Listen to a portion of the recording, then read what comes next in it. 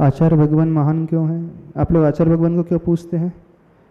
बहुत भीड़ है आचार्य भगवान के पास।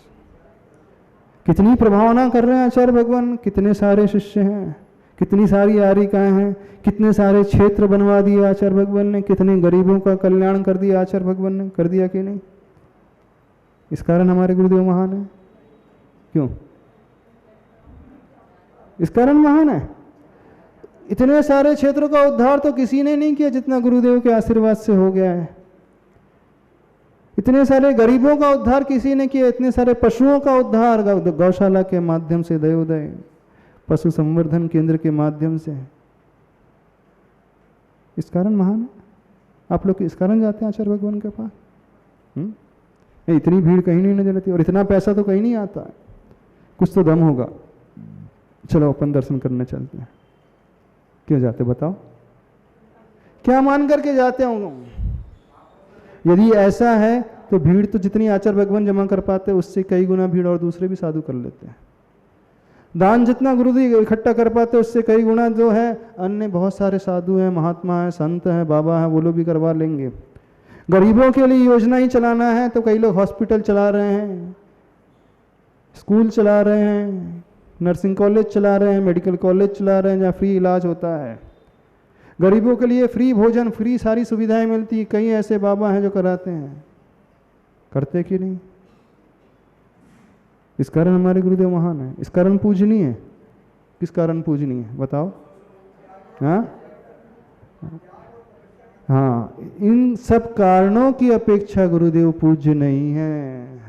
वो पूज्य हैं तो अपने मूल गुणों के कारण पूज्य हैं।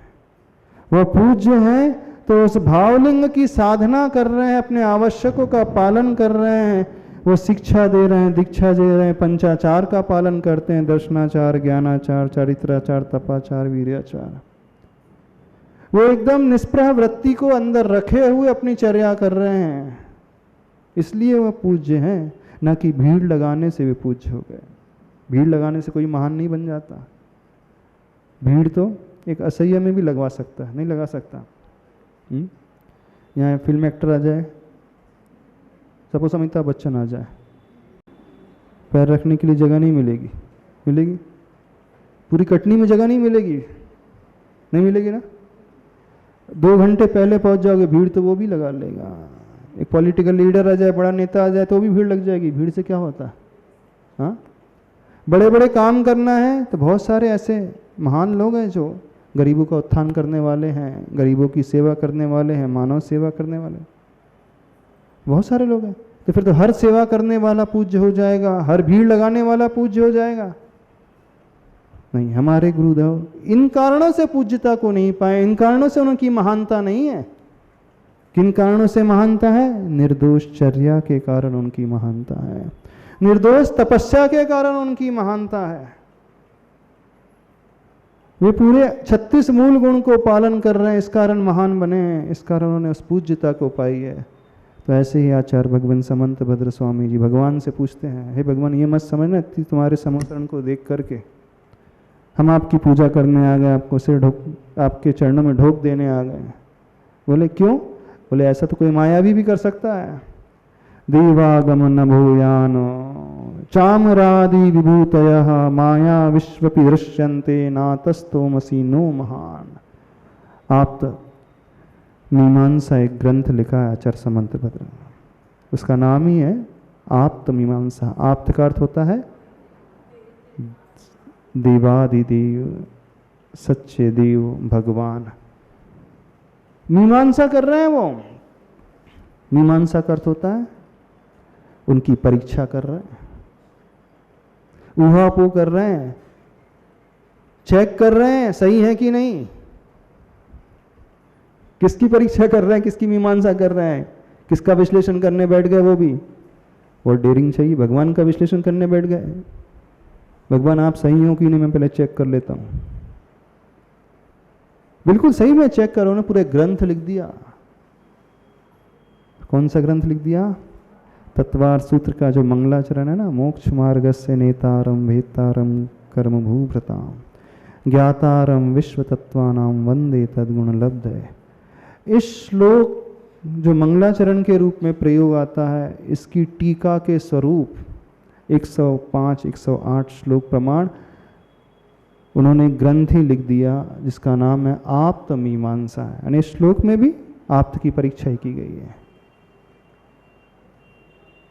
बस उस मंगलाचरण के लिए उन्होंने एक ग्रंथ लिख दिया, भक्ति परक ग्रंथ, और शुरुआत करते हैं देवागम न भूयान। देवों का आगमन हो रहा है, विमानों से यात्रा हो रही है, विमानों से उतरते हुए देव नजर आ रहे हैं। छत्र चमर आदि की विभूति, चामर आदि विभूतया, चामर आदि की विभूति आपकी नजर आ रही है। 64 चमर ढुर रहे हैं। अष्ट प्रातिहार से सहित हैं आप। इतनी बड़ी बड़ी 12 सभाएं, योजनों पर्यंत, किलोमीटर पर्यंत। कितना बड़ा समाचरण था आदिनाथ भगवान का? 12 योजन प्रमाण। एक योजन में 12 किलोमीटर लगभग, 12 से कुछ, यानी लगभग 150 किलोमीटर उस डायमीटर को लिए हुए समोसरण है। जैसे एक सिटी हो जाती है ना, एक कैपिटल है सपोज, उतना विस्तार को लिए भगवान का समोसरण था। छोटा सा कोई सभागार नहीं था आदिनाथ भगवान का, लगभग 150 किलोमीटर। इतना बड़ा, इतना लंबा चौड़ा समोसरण था भगवान का, अपन अंदाजा भी नहीं लगा सकते हैं। एक शहर होता है,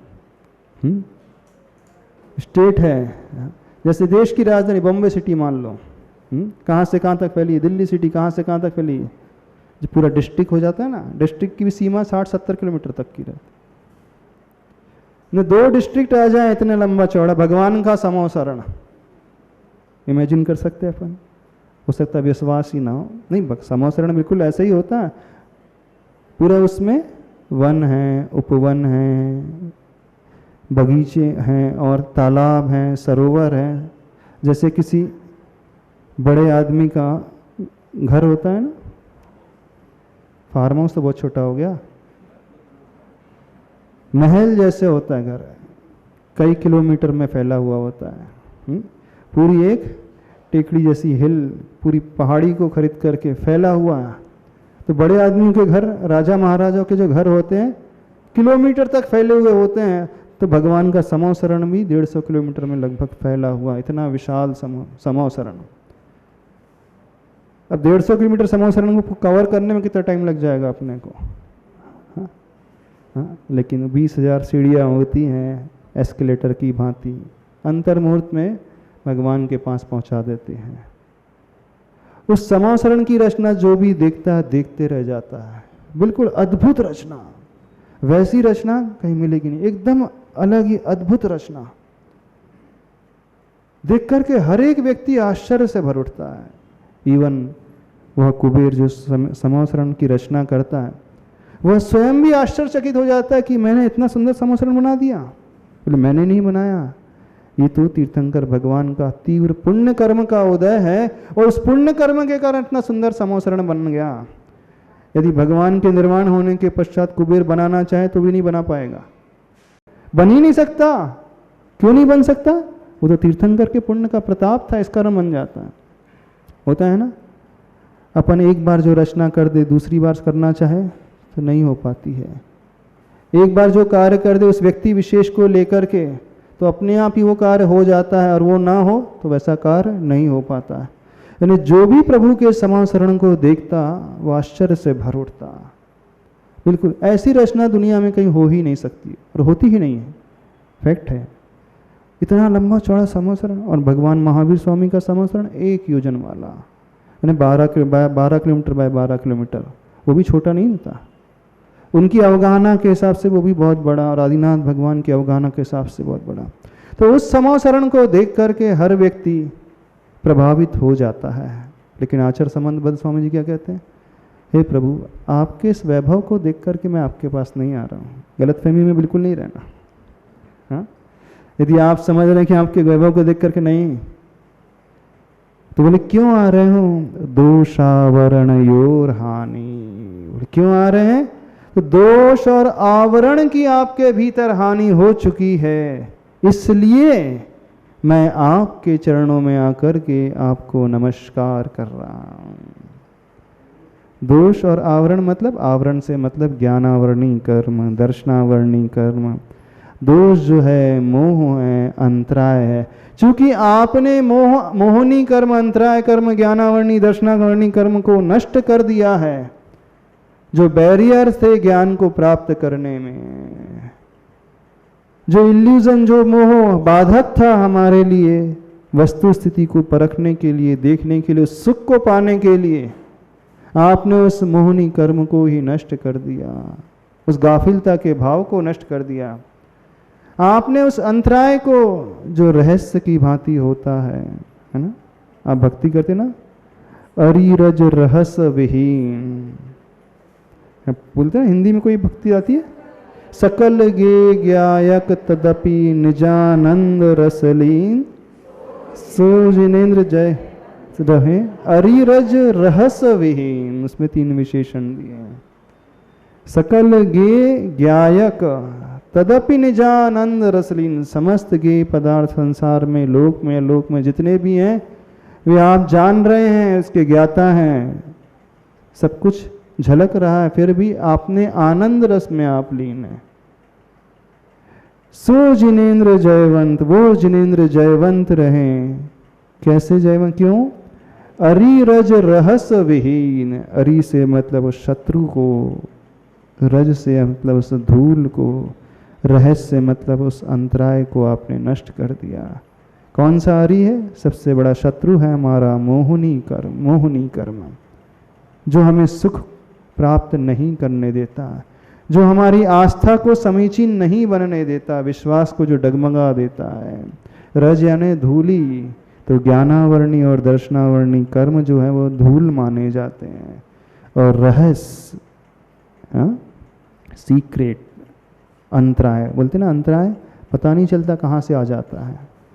हाँ, चौके में आहार चल रहा है, वो बालचंद कहाँ से आ जाते पता चलता है। दाता शोधन कर रहा है, 4 लोग शोधन कर रहे हैं, ब्रह्मचारी जी शोधन कर रहे हैं, ब्रह्मचारी बहनें शोधन करती, इवन मुनिराज भी यदि आहार कराने जाए, किसी अंतराय, जिन मुनिराज को अंतराय आ रहा है, स्वास्थ्य खराब है, तो वे नहीं देख पाते हैं, दिखाई नहीं दे पाता है, और वह अंतराय बाल के रूप में, जीव के रूप में कहाँ से आ जाता है, कोई नहीं जानता उसे। इस कारण उसका नाम रहस्य है। जो रहस्य वो होता है अचानक प्रकट हो जाता है, कोई पकड़ ही नहीं पाता, तो अंतराय कर्म सबसे बड़ा रहस्य माना जाता है। तो आचार्य समंत भद्र स्वामी जी कहते हैं, भगवान मैं क्यों आपके चरणों में आया? चूंकि दोष और आवरण कर्म की आपके भीतर हानि हो चुकी है, अब आपके भीतर कोई दोष नहीं है, कोई राग नहीं है, कोई द्वेष नहीं है, यानी आप वीत रागी और वीत द्वेषी बन चुके हैं। इसलिए मैं आपको पूज रहा हूं, आपको मान रहा हूं, आपकी पूजा कर रहा हूं, आपको स्वीकार कर रहा हूं। आज तक जो भी मुझे मिले सब दोषों से सहित मिले, सब आवरण से सहित मिले, नहीं मिले, जो भी मिले, जितने भी संसार में मिले, उनके भीतर दोष था, आवरण था। दोष कौन सा था? लोभ का दोष था, क्रोध का दोष था, भय का दोष था, इच्छा का दोष था, आसक्ति का दोष था, वासना का दोष था, कंट्रोल में रखने का भाव था। ये बहुत सारे दोष थे सबके भीतर, जितने भी मिले, जिन्हें दुनिया पूज्य मानती है, जिनकी पूजा करती है, कहीं ना कहीं वे दोष से सहित होते हैं ना। बिल्कुल देखना, आप किसको भी पूछने के चले जाओ, कहीं पर भी चले जाओ, 99.99% जिसे व्यक्ति पूज्य मान रहा है वो दोष से सहित अवश्य रहेगा। और दोष अकेले से सहित नहीं, आवरण से भी सहित है। कौन सा आवरण? वो ज्ञानावरण, जो ज्ञान को प्रकट नहीं होने दे रहा, अथवा शरीर का एक आवरण है, वो लज्जा के कारण शरीर पर डला हुआ है, वो आवरण है। तो ये दोष है और ये आवरण है, जितने भी संसार में मिल रहे हैं, किसी के भीतर अधिक दोष है, किसी के भीतर कम दोष है। लेकिन निर्दोष आज तक कोई नहीं मिला हमें, आवरण से रहित आज तक कोई नहीं मिला। आप ही मुझे हमें आवरण रहित और दोष रहित मिले हैं, इसलिए हम आपको पूज्य मान रहे हैं, आपके चरणों में झुक रहे हैं। तो वे हैं जो भगवान की परीक्षा करते हैं सिर झुकाने के पहले, और अन्य की नहीं, सच्चे भगवान की भी परीक्षा कर रहे हैं। है अपने भीतर हिम्मत कि हम जहां माथा टेके उनकी परीक्षा करके देख लें। अब एक प्रश्न उठेगा, यदि हम भगवान की परीक्षा करने लायक हो तो कहोगे तुम तो भगवान से भी बड़े हो जाएंगे। हाँ, ऐसा आप दूध की टेस्टिंग करते हैं, जरूरी नहीं उसके लिए बहुत सारा नॉलेज चाहिए। एक एपरेटस आता है, फैट मशीन दिखा देता है कितने % फैट है, बस इतना सा ज्ञान होना चाहिए और कुछ ज्ञान नहीं चाहिए। तो भगवान की परीक्षा के लिए कोई आवश्यक नहीं कि भगवान से बड़े हो जाएगा व्यक्ति तो ही भगवान की परीक्षा कर पाएगा। जो साक्षात प्रत्यक्ष दिख रहा है, दोष प्रत्यक्ष दिख रहा है, आवरण प्रत्यक्ष दिख रहा है, सारा कुछ धूल आदि प्रत्यक्ष भेदभाव नजर आ रहा है, प्रत्यक्ष रूप में कषाय नजर आ रही है, इसका कषाय का परिणाम नजर आ रहा है, तो उसमें बहुत बड़े ज्ञान की आवश्यकता नहीं होती उस परीक्षा करने को लिए। हाथ कंगन को आरसी क्या बोले, पढ़े लिखे को फारसी क्या? अच्छा, जो स्पष्ट दिखाई दे रहा है उसके लिए क्या परीक्षा? कोई बहुत बड़ा होना चाहिए, कोई आवश्यक नहीं। तो इतना तो हर व्यक्ति के भीतर होना चाहिए कि हम जिसे मान रहे हैं वो इस योग्यता को रखा भी हुआ है कि नहीं, और योग्यता नहीं है फिर भी हम उसे पूज रहे हैं तो हमारी कमी मानी जाएगी। बिना योग्यता के पूछता है, क्यों? या तो भय होता है या लोभ होता है, बस दो ही कारण होते हैं। भय और लोभ के बिना वो कभी किसी को पूछता ही नहीं। जितने भी पूछ रहे हैं इसी कारण पूछ रहे हो ना। कोई डर है भीतर, अथवा कोई स्वार्थ है, अंदर लोभ है, तो भय और लोभ ये दो कारण होते संसार में झुकने के। लेकिन जो श्रद्धावान होता है वो निर्भय होता है, वो निशंकित होता है ना। उसे लोभ भी नहीं होता है। क्यों नहीं लोभ होता है? आज हमसे कोई पूछ रहा था, महाराज जी यदि बहुत कष्ट हो जाए तो भगवान से नहीं मांगे तो किससे हम मांगे? कोई पूछ रहा था श्रावक, भगवान के आगे नहीं रोए तो किसके आगे रोए? बताओ, किसी के आगे तो रोए कि नहीं रहे? अब जीवन में बहुत सारी परेशानियां आ रही हैं और आप कहते हैं कि भगवान से मांगना नहीं चाहिए, कुछ याचना नहीं करना चाहिए, कुछ डिमांड नहीं रखना चाहिए। तो भगवान तो हमारे अपने हैं, अपनों के आगे तो रोया जाता है, परायों के आगे थोड़ी रोया जाता है ना। किसके आगे रोया जाता है? अब जो हमें जानता ही नहीं है उसे देख करके थोड़ी हमारे आंसू आएंगे। जो हमारा हमदर्द है, जो हमारा हितैषी है, जिसके ऊपर हमारा विश्वास है, उसके दिखते ही आंखें छलछला जाती हैं अपने आप ही, है ना। छलछला जाती कि नहीं? तो बोले अपनों से नहीं मांगे तो किससे मांगे? नहीं मांगना चाहिए भगवान से। फिर क्या ठूठ के आगे अपन रोए? भगवान के आगे नहीं रोए तो क्यों? किसके आगे रोए? ठूठ के आगे, जंगल में रोए। अब देखना, जिसकी श्रद्धा पक्की होती है वो क्यों मांगेगा? उनसे क्यों मांगेगा? उसका विश्वास है पूरा, अपने आप मिलेगा। बिन मांगे मोती मिले, मांगे मिले ना भी। लेकिन जब सहनशीलता न रहे, असहनीय हो जाए, ऊपर बहुत ऊपर निकल जाए, सहन करने की सामर्थ्य से बहुत ऊपर दर्द होने लगे, पीड़ा होने लगे, तब क्या करें? शायद हमने एक बार आप लोगों से कहा था, रोज लो भगवान के आगे, बस रोजा, बस रोना है, इससे ज्यादा कुछ नहीं करना। आंसू आते हैं, आंसू बहा लो। दुखड़ा रोना है, दुखड़ा रो लो, गा लो। लेकिन ये नहीं कहना भगवान मेरा दुखड़ा दूर कर दो। क्यों? दुखड़ा रोने से हल्के हो जाएंगे हम, इस कारण रोने कह रहे हैं। नहीं है तो अंदर ही अंदर घुटते चले जाओगे, अंदर ही अंदर टेंशन में आते चले जाओगे, अंदर ही अंदर डिप्रेशन में आते चले जाओगे, कुछ सूझेगा ही नहीं। तो वहाँ हल्का हो जाना और कुछ नहीं करना। तो दुख के दिनों में याद करना और दुख निवारण के लिए याद करना, दोनों में जमीन आसमान का अंतर है। दुख के दिनों में तो आचार्य भगवान भी याद कर रहे हैं, आचार्य मानतंग स्वामी जी स्वयं याद कर रहे हैं प्रभु को।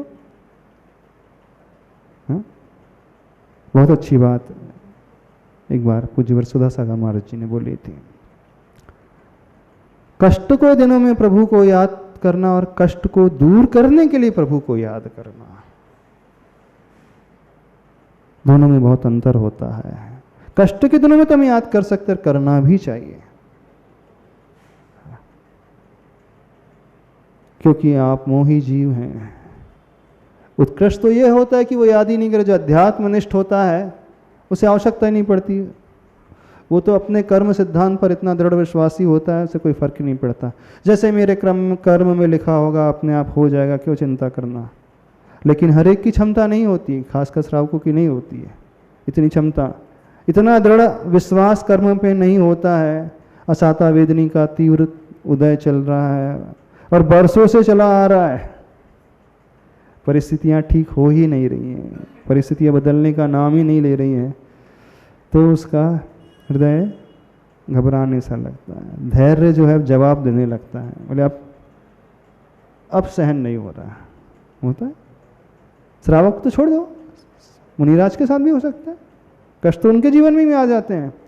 तो जब जब दुख आए, कष्ट आए, तब तक तो भक्ति ही करना है, याद प्रभु को ही करना, रोना नहीं के आगे, बस याद करना है, लेकिन मांगना नहीं, ये कहा जा रहा है। और रोना भी इसलिए ताकि हमारा दुख हल्का हो जाए। तो क्यों नहीं मांगना? क्या हमें विश्वास नहीं है?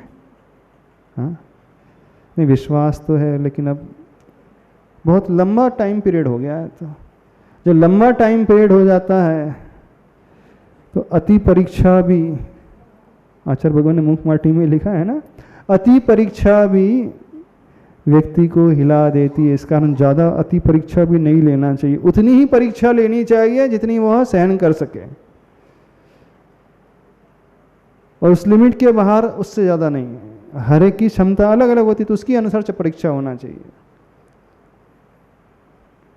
तो उस समय हम रो ले भगवान के आगे, आंसू बहा ले, कह दे भगवान को, भक्ति कर ले, रोते रोते कर ले, कोई बाधा नहीं है, लेकिन मेरे दुख दूर हो जाएं प्रभु, ये नहीं। क्यों नहीं? क्योंकि मेरी पूरी श्रद्धा है आप पर, मैंने आपको अपना माना है, प्रभु माना, भगवान माना है, मैं डगमगाऊंगा नहीं। आप निर्दोष हो चुके हैं, और जो निर्दोषी परमात्मा की आराधना करता है उसे अपने आप सब मिल ही जाता है, बिना मांगे ही मिल जाता है। जानते तो सब है, लेकिन फिर भी हार जाते हैं। सब जानते हैं कि नहीं मांगना चाहिए, क्या करे, क्षैपशम सम्यक दर्शन जो ठहरा, थोड़े बहुत दोष चलमल अगाड़ दोष लग ही जाते हैं, लग जाते हैं ना। मल दोष वो कहलाता है जो सम्यक दर्शन के 8 अंगों में थोड़ा सा दोष लगा दे, और 8 अंगों में एक निकांक्षित अंग आता है, तो थोड़ी बहुत आकांक्षा उसके भीतर पैदा हो जाती है। होना अलग है और करना अलग है, समझना अंतर। आकांक्षा पैदा हो जाना और आकांक्षा पैदा करना, दोनों में बहुत डिफरेंस है। तो करने के लिए नहीं कहा, वहां पर कहा है चलमल अगाड़ दोष लग जाते हैं, करता नहीं है, करोति क्रिया का प्रयोग नहीं है वहां पे, लग जाते हैं ने कदाचित, कभी कभी जब सामर्थ्य से बाहर हो जाता है तो वो डोलने लगता है। जैसे बूढ़े की लाठी है ना, उसके हाथ कप कपाने लगते हैं, स्थिरता नहीं रहती है, भले लाठी छोड़ता नहीं है, वो लाठी गिरती नहीं है, लेकिन हिलते रहती है, हमेशा हिलते रहती है ना। वृद्धावस्था में देखना कई बार चौके में है, जो बहुत अति वृद्ध हो जाते हैं तो हाथ ऐसे ऐसे ऐसे होते ही रहते हैं, गर्दन ऐसे ऐसे होती रहती, उम्र का तकाजा है, उसमें कुछ नहीं कर सकते, लेकिन ऐसे ऐसे होते हुए भी पात्र छोड़ते नहीं है, वो पकड़े रहते हैं मजबूती से। तो सम्यक दर्शन, क्षयोपशम सम्यक दर्शन है। क्षयोपशम सम्यक दर्शन में कदाचित थोड़े बहुत दोष यानी चल मल अगाढ़ दोष और मल दोष में वो कथनचित आ जाता है, लेकिन करने की बात नहीं की जा रही है। करने के लिए तो उत्कृष्ट साधना ही करता है, श्रद्धा को लेकर के चलता है। तो उत्कृष्टता तो क्या हो, कर्मों पे दृढ़ विश्वास हो, हमारे विपाक विचय धर्म ध्यान हो। आचार्य भगवान हमेशा एक उदाहरण देते हैं सीता का, हमेशा उदाहरण देते हैं सीता का, जिसने रामचंद्र जी को दोष नहीं दिया, रावण को दोष नहीं दिया। देखना, दोनों को दोष नहीं दिया, और दोषी दोनों ही थे। रावण ने ही उसका हरण किया था, फिर भी उसने रावण को दोष नहीं दिया। यदि मैं इतनी सुंदर नहीं होती तो वो मुझे क्यों हरता। जब रामचंद्र जी ने वनवास दे दिया, जंगल में छुड़वा दिया, तब भी राम को दोष नहीं दिया, मैंने ही पूर्व में कुछ ऐसा किया होगा और उसका फल मुझे मिल रहा है। बस इतना ही कहा था कृतांत वक्र से, लोगों के कहने पर जैसे मुझे छोड़ दिया है वैसे ही धर्म को मत छोड़ देना, यही कहा था ना। सबने पढ़ा है ना पद्म पुराण ग्रंथ, नहीं पढ़ा हो तो सुना तो होगा सबने प्राय। तो वह विपाक विचय धर्म ध्यान, कर्म का तीव्रतम उदय आ रहा है, हमारे ही कर्म का ये फल मिल रहा है और किसी का इसमें दोष नहीं है। यदि इतनी सामर्थ्य नहीं है तो थोड़ा सा भगवान के आगे रो लेना, चल जाएगा, कोई बाधा नहीं, लेकिन मांगना नहीं। हो जाएगा, हो नहीं पाता, ये बात अलग है। लेकिन भक्ति में जब शक्ति इतनी है, आ जाती है, तो वो पार कर जाता है। क्या समझ में आ रहा? ऐसे प्रभु मिले हैं जो कि दोष और आवरण से रहित हैं, इसलिए हे प्रभु हम आपको स्वीकार रहे हैं। यानी वे आचार्य भगवान वीतरागी प्रभु को भी नमस्कार करने के पूर्व में सब देख रहे हैं, ऐसे ही नहीं झुक रहे हैं। और सामान्य से एक श्राविका भी हो, तो ये रेवती रानी भी नहीं गई थी समोसरण में, दर्शन करने नहीं गई थी। उसी समोसरण में वो भव्यसेन पहुंच जाते हैं, जिसका नामकरण बाद में अभव्यसेन हो गया था। वो हर जगह पहुंच जाते हैं, पूर्व दक्षिण पश्चिम उत्तर चारों ही दिशाओं में। बोले एक जगह ब्रह्मा जी प्रकट हो जाते, चलो ब्रह्मा जी के दर्शन करके आते कौन है। एक जगह नारायण प्रकट हो जाते तो वहाँ चले जाते हैं, एक जगह महेश प्रकट हो जाते तो वहाँ चले जाते हैं, और एक जगह तीर्थंकर प्रकट हो जाते हैं तो वहाँ चले जाते हैं। हर जगह चले जाते वो, क्या जाता है। लेकिन श्राविका नहीं गई, उसकी अटूट आस्था, दृढ़ श्रद्धा। तो ऐसी श्रद्धा हम लेकर के आए, श्रद्धा को टूटने ना दे, भटके नहीं। जब ऐसी श्रद्धा हो जाएगी तो उसका क्या लाभ है। आचार्य भगवान कह रहे हैं, भवांतरे अपि किम वीक्षितेन भवता भुवियेन नान्यः। हे प्रभु, जब आप मुझे मिल गए अथवा ऐसी मेरी श्रद्धा हो गई है, तो श्रद्धा का क्या परिणाम है कि अन्य भव में भी, आने वाले भव में भी अब मैं किसी और को देखूंगा ही नहीं। अब किसी और की आकांक्षा, किसी और की चाह ही नहीं रहेगी। कितनी बड़ी बात है। कौन सा संकल्प लिया जा रहा है कि अन्य भाव में भी मुझे नहीं चाहिए कोई और, इस भाव में आप मिल गए हैं। यानी इतनी गहरी आस्था जब हो जाए तब मानना गजब की चीज है। प्रभु के प्रति ऐसा भाव। ये श्लोक भी बहुत महत्वपूर्ण श्लोक है, पूर्ण संतुष्टि को देने वाला है। जब अगले भाव में भी नहीं तो सपने में भी नहीं आएगी। सपने में भी ये भावना पैदा नहीं होगी कि हम अन्य जगह भटकते हुए चले जाएं, और आपत्ति विपत्ति में भी अन्य भटकन की आवश्यकता नहीं पड़ेगी, अथवा वो व्यक्ति वहां पर जाएगा नहीं। तो भगवान के पास जब आप दर्शन करने के लिए जाते हो, ऐसे भाव आ जाते हैं। इसलिए कह रहे हैं क्योंकि सर्वार सिद्धि ग्रंथ में एक बहुत अच्छी बात आती है, सम्यक्त वर्धनी क्रिया, 25 क्रियाओं में क्रिया का नाम आता है 6वें अध्याय में। 6वां अध्याय तत्वार सूत्र का पढ़ा है, उसमें 25 क्रियाओं का नाम आता है जिससे आश्रव होता है। इंद्रिय कषाय व्रत क्रिया पंच चतुः पंचविंशति संख्या पूर्वस्य भेदा। सांप्रदायिक आश्रव के भेद में 25 क्रियाओं का वर्णन है। उस क्रिया में सबसे प्रथम एक क्रिया आती है सम्यक्त वर्धनी क्रिया। और सम्यक्त वर्धनी क्रिया जैसे उसका नाम है, वो क्या करती है? सम्यक दर्शन को बढ़ाने वाली क्रिया। यानी सम्यक दर्शन हमारा विकसित होता है, बढ़ता है। कैसे बढ़ता है? तो उसमें बात बहुत अच्छे से आचार्य भगवान ने लिखी, चैत्य गुरु की जब पूजा की जाती है तो उससे हमारा सम्यक दर्शन बढ़ता है। तो भक्ति वहाँ तक लेकर के जा रही है, सामान्य बात नहीं लिखी इसमें, एक बहुत विशेष बात है। जो लास्ट शब्द है भवांतरे अपि, यानी अन्य जन्मांतर में भी मेरा चित्त और कहीं नहीं हरण को प्राप्त होगा, कहीं भटकेगा नहीं। अभी तो वर्तमान में ही, वर्तमान के भाव में ही भटक जाता है, डावाडोल हो जाता है, पेंडुलम की भांति झूलते ही रहते हैं। नहीं झूलते रहते हैं? पेंडुलम की भांति अधिकांश लोग, सबसे ज़्यादा जो है संशयिक लोग होते हैं, संशय मिथ्यात्व वाले होते हैं और वैनयिक मिथ्यात्व वाले हैं। एक संशयिक और एक वैनयिक मिथ्यात्व वाले। विनय कर लो सबकी भैया, क्या जाता है, ढोक दे दो, हमसे तो अच्छे ही हैं, हमसे तो बड़े हैं, कुछ तो काम आ ही जाएंगे, कभी तो काम आ ही जाएंगे। इस कारण सबको ढोक देते रहते हैं, सबको पूछते रहते हैं। तो वैनयिक वाले बहुत सारे जीव मिल जाएंगे, अधिकांश जो है वैनयिक मिथ्यात्व वाले। विनय करना बुरी नहीं है, लेकिन क्या मान करके विनय की जा रही है बात उसकी है। प्रभु मान करके, भगवान मान करके विनय की जा रही है, ये बात कही जा रही है। तो वैनयिक मिथ्या दृष्टि मत बनो। जितने दुकानदार है सबके दुकान में मिल जाएंगे, बुंदेलखंड भी कोई अछूता नहीं रहा। हम लोग तब दिल्ली साइड गए थे, उत्तर प्रदेश साइड भी गए थे, वहाँ तो वैनयिक मिथ्या दृष्टि ढेर सारे मिल जाते थे। अब यहाँ पर भी मिलने लगे हैं।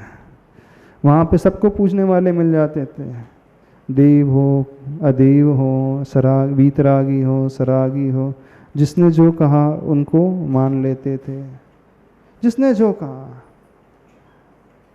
न जाने किस किस को वो पूछते आए रहे।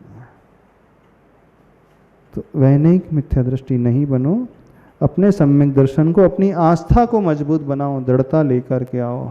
तो वह भक्ति जो प्रभु की भक्ति है, वह सम्यक दर्शन को विकास प्रदान करने वाली है।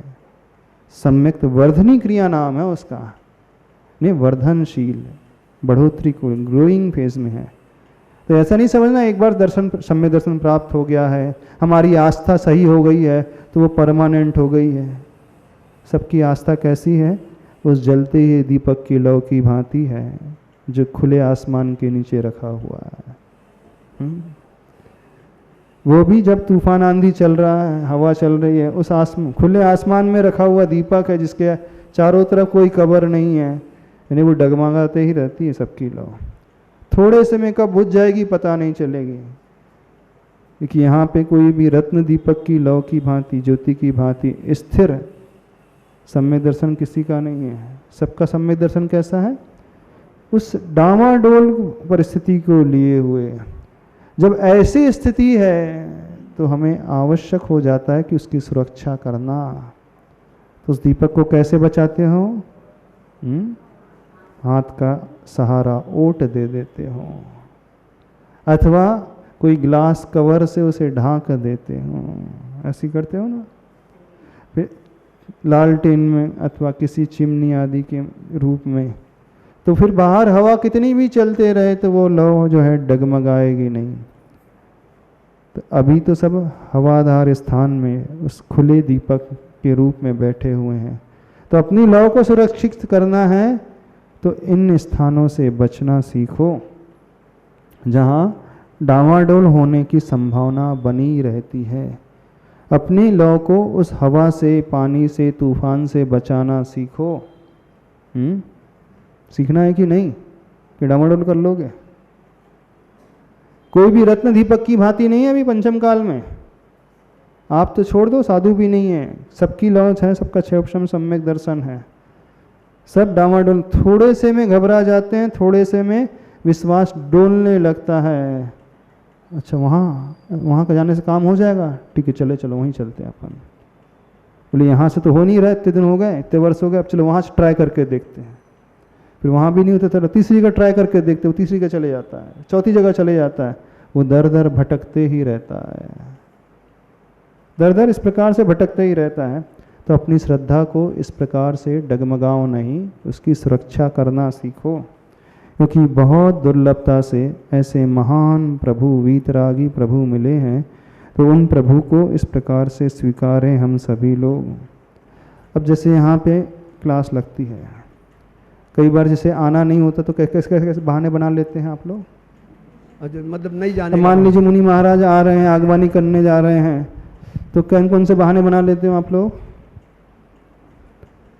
विहार हो रहा है, आप लोगों को जाना है, कौन से बहाने बना लेते हो? पूजा करना, अभिषेक करना है, नहीं आ पा रहे तो कौन से बहाने बना लेते हो? कैसे? मतलब नहीं जाने का अपन को प्रयास करना चाहिए आपका। हम ये नहीं कह रहे हैं, हम ये कह रहे हैं, कोई कहावत है ना, अच्छा क्या बोला आपने? सांप भी मर जाए और लाठी भी नहीं टूटे, ऐसी कहावत। हाँ, बहुत ऐसी कहावत नहीं बोलना चाहिए, ये हिंसक कहावत है। यानी अपना कार्य भी हो जाए और व्यवहार भी न बिगड़े। कुछ चीज़ें होती हैं फॉर्मल तरीके से, औपचारिक रूप से थोड़ा बहुत ऐसा कार्य कर लिया है कि लोक व्यवहार भी बना रहे, और बहुत तरीके आप सब जानते हो, हर एक व्यक्ति जानता है निपटाया कैसे जाता है। जब आपने ओरिजिनल भगवान को निपटा देते हो तो हाँ, नहीं निपटा देते हो, वीतरागी को निपटा देते हो, गुरु को भी निपटा देते हो, तो फिर तो सभी लोग बड़े बड़े कलाकार हैं। आप लोग कहीं कला की कमी है क्या? कहीं बड़ी परिस्थिति बन जाती है महाराज जी, कहीं फंस जाती है। नहीं, यदि समस्या है तो समाधान भी होता है, इस बात का विचार करना। कहीं प्रॉब्लम है तो उसका सोल्यूशन भी अवश्य मिलेगा, थोड़ा सा पेशेंस रखो और पेशेंस से इसका सोल्यूशन मिल जाता है। थोड़ा सा देखना पड़ता है किस प्रकार से। तो आप समझदार हो, समझदार के लिए इशारा काफ़ी हो रहा है, समय हो गया है। बोले देवादिदेव श्री आदिनाथ भगवान की जय।